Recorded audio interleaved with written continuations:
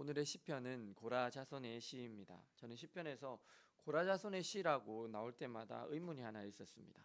성경에 나오는 고라라고 하면 그 고라와 다단의 반역 사건에 나오는 고라 아닙니까? 그래서 그 고라는 자신의 자리를 이탈한 인물이었습니다. 레위 지파 중에 고핫의 자손 고라라는 사람이 있었습니다.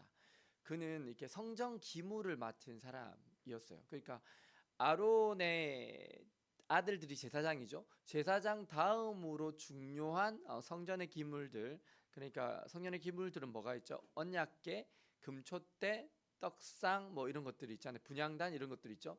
그런 것들을 가까이에서 모시는 사람이에요. 그러니까 가장 중요한 예배의 자리에 있는 사람이고 아론과 거의 사촌지간인가 그래요. 그런데 이 고라가 다단과 아비람과 함께 반역을 일으켜요. 왜 너희만 거룩하냐? 하나님이 너희하고만 말씀하시냐? 우리 회중이 다 거룩하고 각각 거룩한데 왜 너희가 다 독점하냐? 그렇게 해서 우리도 제사장 하게 하라. 그렇게 해가지고 막 반역을 일으킨 거예요. 그래서 하나님께서 어떻게 하시냐면 그 권위를 정확하게 보여주시죠. 이게 아론의 쌍난 지팡이를 보여주시거든요. 그러면서 아론과 아들들을 대대로 제사장으로 삼는다라고 하고 고라와 그 반역의 무리들을 어떻게 하냐면 땅이 입을 열어서 삼켜버려요. 되게 끔찍하게 죽거든요.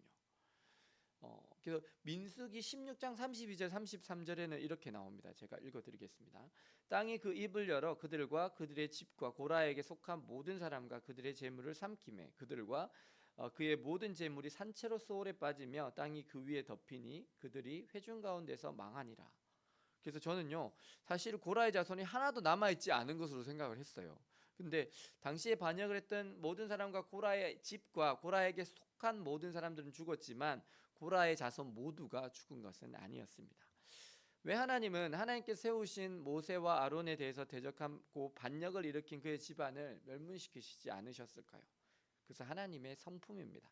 하나님은 진노 중에도 긍휼을 잃지 않으시는 분이십니다. 하나님은 택한 백성을 결코 포기하지 않으십니다. 더더군다나 고라는 아론의 자손 중에서 그 제사장 다음으로 중요한 역할을 했던 사람이에요. 그래서 하나님께서 고라를 치시면서 그들의 자손 중에서 일부를 조금 남기신 거죠. 고라의 일부 자손은 남게 되었고요. 성전에 속한 찬양과 문지기 사역을 담당하는 귀한 역할을 하게 됩니다. 이전처럼 그렇게 중요한 역할을 하지 않았지만 그리고 특히 다윗 시대에는 하나님을 신실하게 섬겼습니다. 그래서 모든 레위인들이 그때 다윗 때는 다윗이 너무 하나님을 열심히 섬기니까 모든 레위인들이 총동원되었거든요. 그래서 그들이 하나님께 제사를 드리고 예배를 드리고 찬양을 드리는 사람으로 쓰임을 받았습니다. 역대상 6장 31절에서 38절과 역대상 9장 19절 등에서 그들의 후손이 성전의 문지기와 찬양하는 자로 언급이 되고 있습니다. 그리고 이들의 찬양을 하나님께서도 인정하시고 기쁘게 받으셨습니다. 그래서 시편 42편 그리고 44편에서 49편 84편에서 85편 그리고 87편에서 88편까지는 고라 자손의 시로 시작됩니다. 이 시편들은 하나님을 향한 깊은 갈망, 예배, 고통 중에서의 소망 등을 담고 있어서 회개와 예배의 본보기가 됩니다. 하나님은 진노 중에도 긍휼을 잃지 않으시는 하나님이십니다. 하나님은 명령을 저버린 아담과 하와에게 그들을 에덴 동산에서 내쫓으시지만 그들에게 가죽 옷을 지어 입히시는 긍휼을 보여주십니다. 그 가죽 옷의 의미는 너희는 하나님께 제사 드리는 자로 예배 드리는 자로 다시금 언제든지 너희가 나를 만날 수 있다라는 것을 알려주셨습니다. 그 하나님은 노아 시대에도 세상을 심판하시는 중에도 노아와 그의 가족들을 남기셔서 하나님의 나라를 신실하게 이루어 가셨던 하나님이십니다.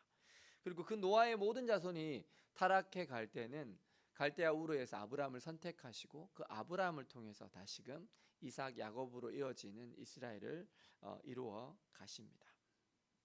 그렇게 고라의 자손 중에서 성전 문지기로 살았던 그 한 사람이 주의 장막을 사모합니다. 그리고 살아계신 하나님께 부르짖습니다. 하나님께서 원하시는 것은 사모하는 심령입니다. 누가 하나님을 만날까요? 그것은 하나님을 만나기를 간절히 사모하는 사람입니다. 온 마음으로 하나님을 구하는 사람입니다. 예레미야 29장 13절 말씀에 너희가 온 마음으로 나를 구하면 나를 찾을 것이요 나를 만나리라 말씀하십니다. 세상에 많은 사람들이 돈을 구합니다. 성공을 구합니다. 건강을 구합니다. 물론 이런 것들도 필요하고 중요할 것도 같습니다. 하지만 우리가 궁극적으로 가장 먼저 구해야 할 분은 여호와 하나님이십니다. 그 하나님을 먼저 구하면 하나님은 우리를 만나 주십니다. 주의 성령을 부어 주십니다. 우리의 입술이 기쁨으로 주님을 찬양합니다. 우리가 주님과 동행함으로 주님의 집에 거하게 됩니다. 그리고 우리가 주께 힘을 얻고 우리의 마음의 시온의 대로가 열리게 됩니다. 사랑하는 여러분, 오늘 여러분은 얼마나 주님을 사모하십니까?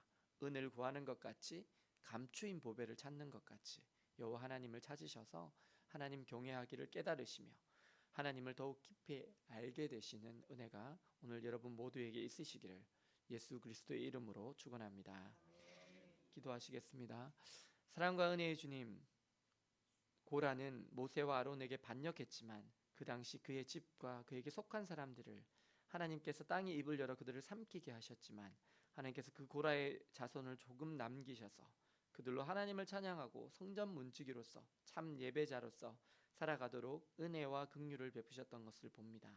오늘 성전 문지기로 보이는 그가 여호와 하나님을 사모하고 그 주님을 전적으로 의지하는 것처럼 오늘 주님 앞에 나온 저희들이 전적으로 하나님을 사모하며 은을 구하는 것 같이 감추인 보배를 찾는 것 같이 하나님을 찾습니다.